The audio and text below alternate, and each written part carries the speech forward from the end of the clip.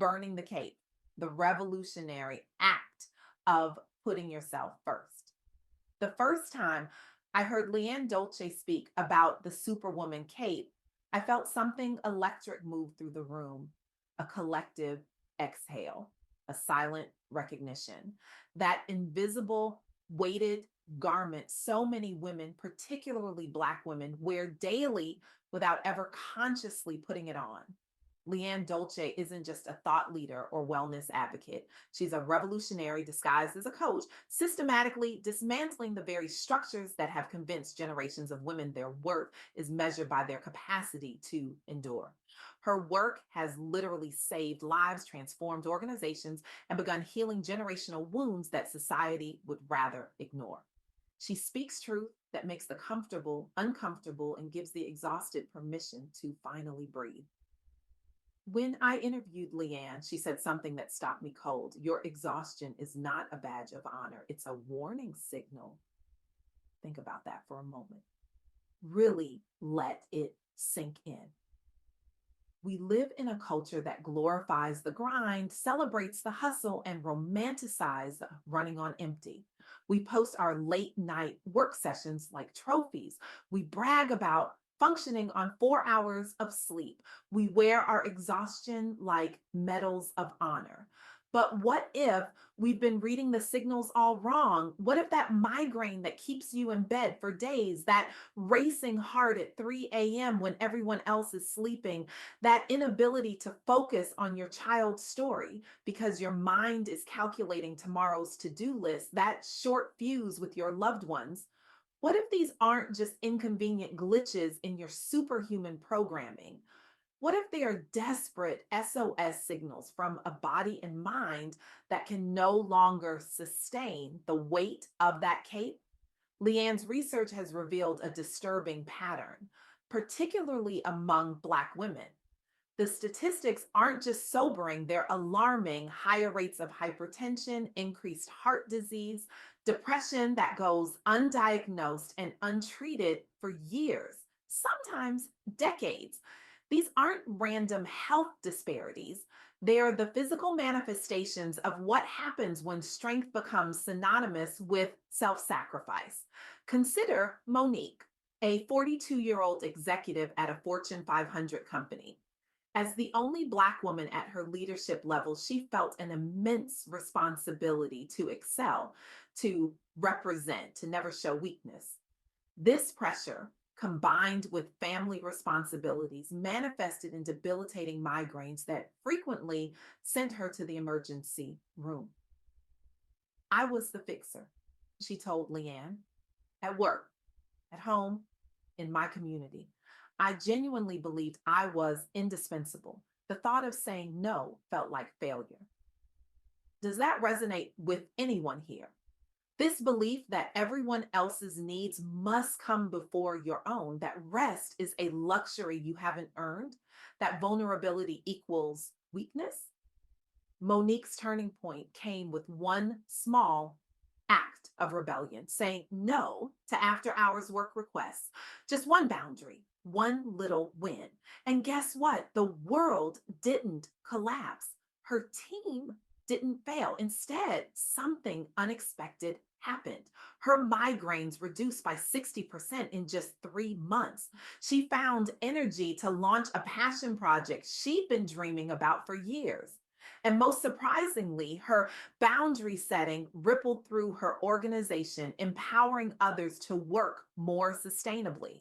One cape burned, dozens potentially saved. But this isn't just about corporate America. This pattern repeats across contexts, communities, and generations.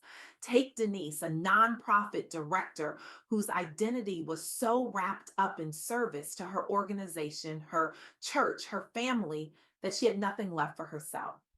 The wake up call came at her daughter's graduation, a moment that should have been pure joy.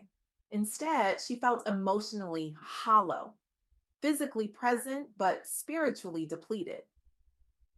I realized I was modeling martyrdom, not strength, she told LeAnne. What legacy was I really leaving my daughter? That her worth would be measured by how much she could endure without complaint? that her needs should always come last. Through Leanne's guidance, Denise began keeping what she calls a joy inventory, actively tracking activities that energized rather than depleted her. She scheduled protected downtime with the same commitment she gave to work meetings. She developed compassionate scripts for communicating boundaries with people accustomed to unlimited access. The result? She redesigned her role around energizing tasks. She became an example in her faith community by modeling self care instead of martyrdom. She developed reciprocal friendships where support flowed both ways. And perhaps most beautifully, she opened herself to romantic partnership again, something she'd convinced herself she had no time or energy for. One cape burned, a community transformed. But let's be crystal clear about something. When LeAnne talks about self care, she's not talking about bubble baths and spa days, though those are lovely if they genuinely restore you. She's talking about something far more radical, the revolutionary act of putting yourself first in a world that demands you come last. Self care is saying no without guilt. Self care is resting before you're depleted. Self care is setting boundaries that honor your humanity. Self care is refusing to derive your worth from your productivity. These aren't indulgences, they're acts of rebellion against systems built on your endless labor and silence. Perhaps no story illustrates this more powerfully than Letitia, an attorney and mother whose body finally forced the issue when she collapsed during trial. Her dangerous stress levels traced directly back to childhood pressure to prove her worth, the classic superwoman trap magnified by generational expectations. Through LeAnne's One Little Win Away system, Letitia focused on micro changes, starting with the radical act of getting enough sleep. She joined a sister circle where her experiences were validated rather than minimized. She had honest conversations about redefining legacy, not just achievement, but joy, rest, and wholeness modeled for her children. The outcomes were transformative. She reduced her workload by 30%. She stabilized her blood pressure through lifestyle changes and boundaries. She redesigned her practice around energizing cases versus draining ones.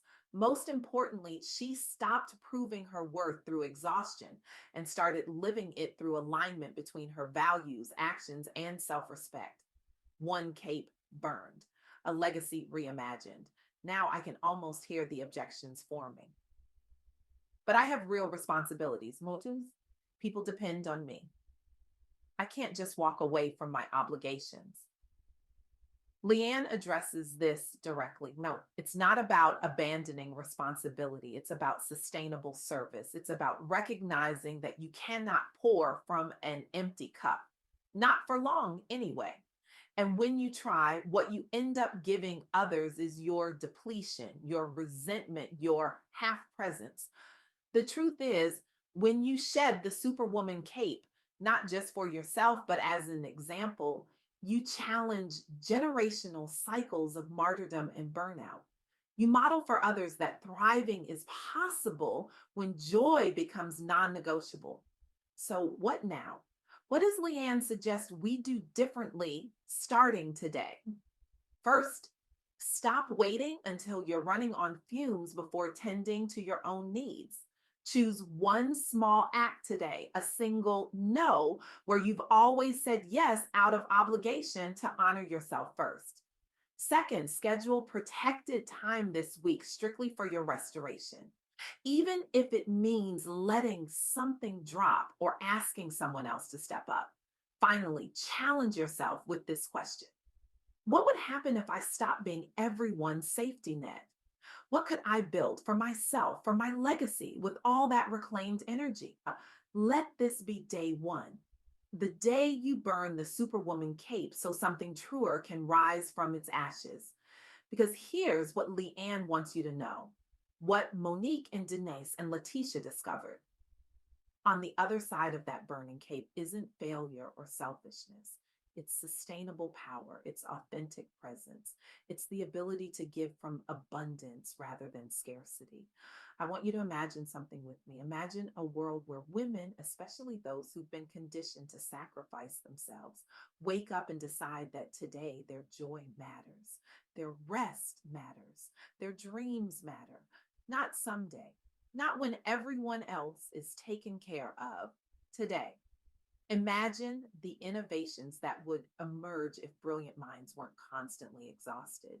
Imagine the art that would be created if creative spirits weren't perpetually depleted. Imagine the children who would grow up saying that strength isn't martyrdom, it's wholeness. This isn't just a personal transformation, this is cultural revolution.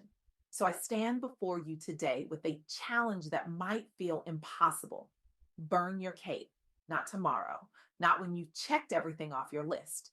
Today, right now, start with one boundary, one moment of rest, one act of putting yourself first, and then watch as your small act of rebellion creates ripples that touch lives you never imagined.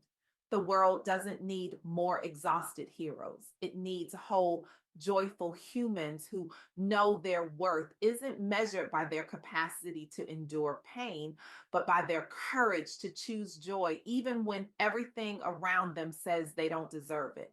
You deserve to take up space. You deserve to have needs. You deserve to put yourself first. And when you do, when you finally let that cape burn, you'll discover what LeAnne, Monique, Denise, and Letitia all found, that your power was never in the cape.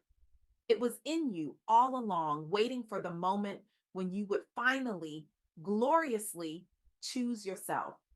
Thank you.